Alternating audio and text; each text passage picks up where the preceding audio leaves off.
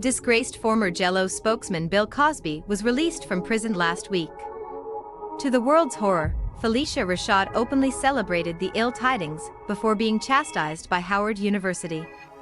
Now, Cosby is speaking in her defense. In his odd, rambling statement, he blames the mainstream media for various things, including the January 6th insurrection. What? On Sunday, July 4th, Bill Cosby released a statement. That statement, riddled with odd and incomplete statements despite its brevity, began simply. He rebuked Howard University for their rebuke of his former castmate. Howard University, you must support one's freedom of speech, Cosby began. Ms. Rashad, the statement then clarified.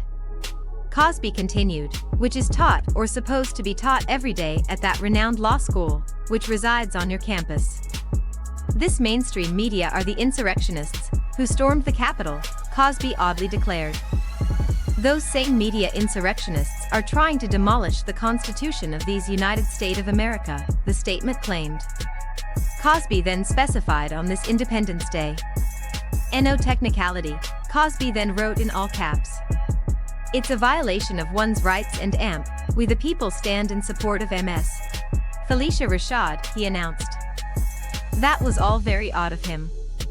Approaching this in order, Phylicia is Dean of Fine Arts at Howard University. Those in certain professional roles need to ensure that they can be trusted by co-workers and, in her case, students. Obviously, survivors of sexual assault know that they cannot trust someone who cheers at the release of a serial rapist. Finally, Phylicia tweeted last week after Cosby's conviction was overturned by a higher court.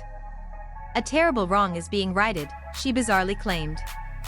Phylicia's tweeted added, a miscarriage of justice is corrected. Obviously, the responding outcry was intense. It was not merely that what she said was disgusting and reprehensible. With her words, she told thousands of students that she was untrustworthy, particularly on the topic of sexual assault.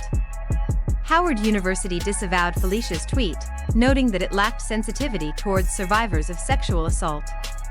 That is, of course, a colossal understatement. Phylicia deleted the tweet, declared her support for survivors, and sent an apology letter to students and their parents. It is unclear how Phylicia's freedom of speech was violated.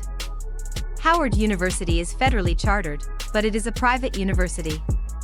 As said by comedian and internet personality Justin McElroy, the Bill of Rights prevents governmental censorship, specifically.